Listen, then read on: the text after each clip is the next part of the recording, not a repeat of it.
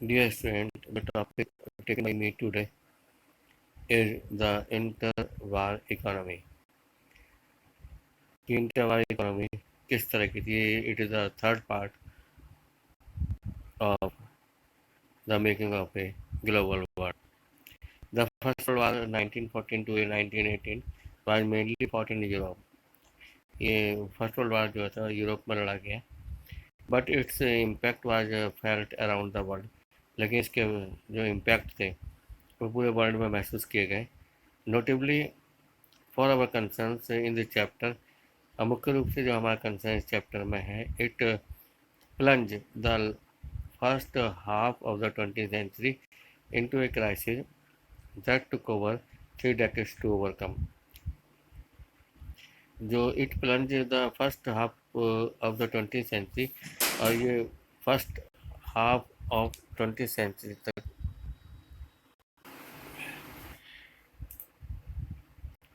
It plunge the first half of the 20th century into a crisis, और इसने जो है 20th century को ऐसे क्राइसिस में डाल दिया that took over 3 decades to overcome.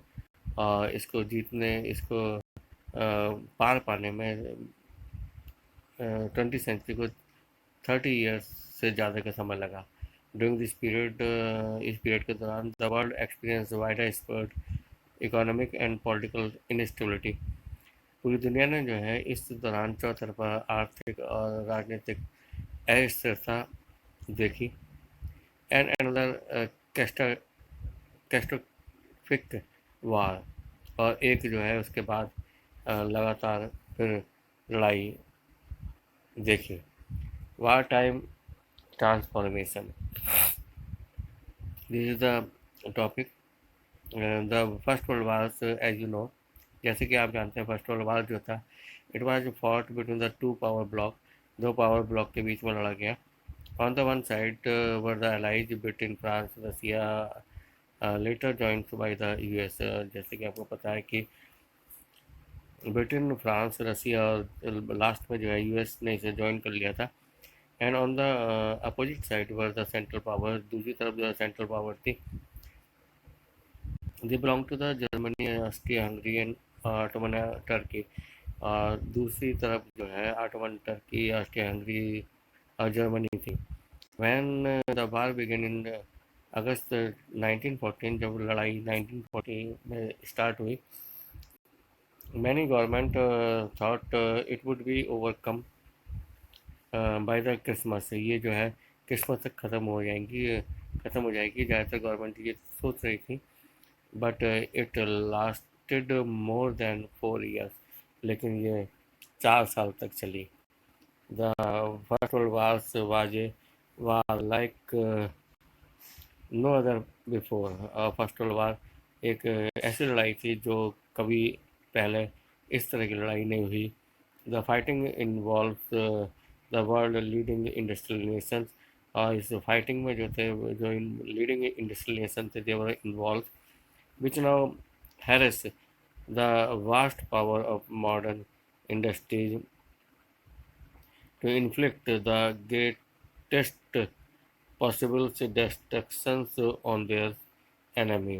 और लीडिंग इंडस्ट्रियल नेशन के द्वारा लड़ी जो निराश थे कि उनके जो वास्ट वेपन्स हैं जो मॉडर्न इंडस्ट्री के में तैयार हुए थे, तो वो उसको जो है to inflict the greatest possible destruction on their enemy. अब इस मॉडर्न से इक्विपमेंट के, मॉडर्न वेपन के हेल्प से जो है अपने एनिमी को ज़्यादा से ज़्यादा डिस्ट्रक्शंस पहुंचाना चाहते थे. This war was thus the first modern industrials war.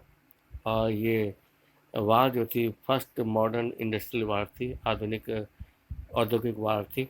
It's the use of the machine guns, tank, aircraft, chemical weapons etcetera on massive scale. और इस लड़ाई ने, फर्स्ट वर्ल्ड वार ने, gun, tank, machines, small machine guns, aircraft, chemical weapons जो है बड़े पैमाने पर इसका इस्तेमाल किया गया. These were all increasingly product of the modern large scale industries. और ये सभी प्रोडक्ट जो थे मॉडर्न लार्ज इंडस्ट्रीज के थे. टू फाइट द वार, लड़ाई को लड़ने के लिए millions of soldiers had to be recruited from around the world. लड़ाई लड़ने के लिए जो मिलियंस ऑफ सोल्जर्स है they were recruited from around the world, पूरी दुनिया से इनको रिक्रूट किया गया, भर्ती किया गया। And move to the front lines on last ship, और बड़े शिप में उनको भेजा गया फ्रंट लाइन पे।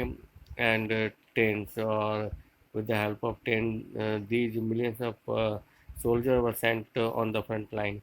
The scale of the death and destructions was 9 million dead and 20 million injured। और इस स्केल में जो मौत और विनाश का जो स्केल था, 9 million peoples were passes away from this world and 20 million injured in this war। They were unthinkable before the industrial age। जो ये इस तरह की लड़ाई जो है इंडस्ट्रियल एज से पहले नहीं सोची गई थी। Without the use of the industrial arm, बिना इंडस्ट्रियल आर्म के यूज के बिना इस तरह की इंडस्ट्रियल वार, इंडस्ट्रियल एज जो है नहीं, अनथिंकेबल थी। Most of the killed and maimed were mans of working age. और ज़्यादातर जो मारे गए थे और जो पीड़ित थे, विलाप करने वाले थे, वो वर्किंग एज ग्रुप के लोग थे। These deaths and injury reduce the able bodies workforce in Europe।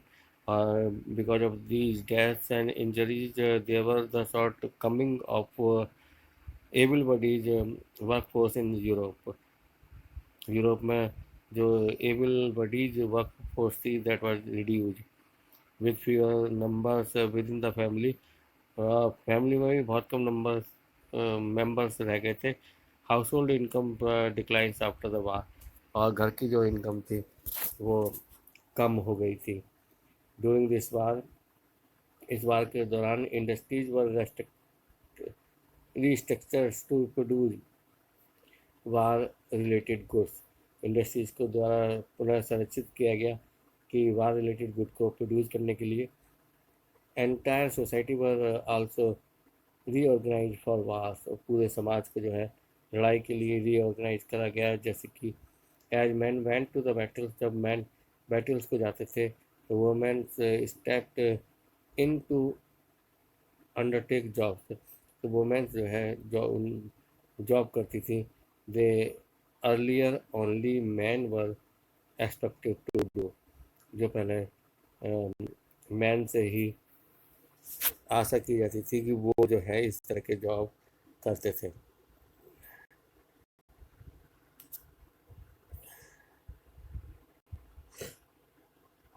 The war led to the snapping of economic link between some of the world's largest economic powers। और इस लड़ाई ने जो economic snapping of the economic links between the some of the world largest economic powers, जो दुनिया की बड़ी largest economic power थी उनकी लिंक को स्नैप कर दिया। Which were now fighting each others to pay for them, जो एक दूसरे को नुकसान भुगतने के लिए लड़ाई लड़ रहे थे। So Britain borrow large sum of money from US bank. Britain ने जो है बहुत बड़ी मात्रा में जो लोन था वो यूएस बैंक से लिया। साथ ही साथ US public, it was pick up from the US public से भी उठाया गया। Thus the war transform the US from being an international debtors to an international creditors. अब जो ब्रिटिश जो thus the war transform the US, अब जो इस लड़ाई ने यूएस को बदल दिया, जो एक इंटरनेशनल डेटर था, from being an international debtor to an international creditor. अब जो पहले जो इंटरनेशनल डेटर था, अब उसको जो है इंटरनेशनल क्रेडिटर में इस लड़ाई ने बदल दिया। In other words, at the war's end, जब लड़ाई ख़त्म हुई तो the US and its region own more overseas assist than foreign government and citizens own in the US। और इस लड़ाई की वजह से जो यूएस यूनाइटेड स्टेट्स जो था और इसके सिटीजन जो थे उन्होंने ओवरसी असिस्ट को ओन किया in comparison of the foreign governments and citizens owned in the US. जो दूसरी विदेशी सरकारें थी और दूसरे सिटीजन्स इन देशों के थे उनकी यूएस में ओनरशिप कम थी।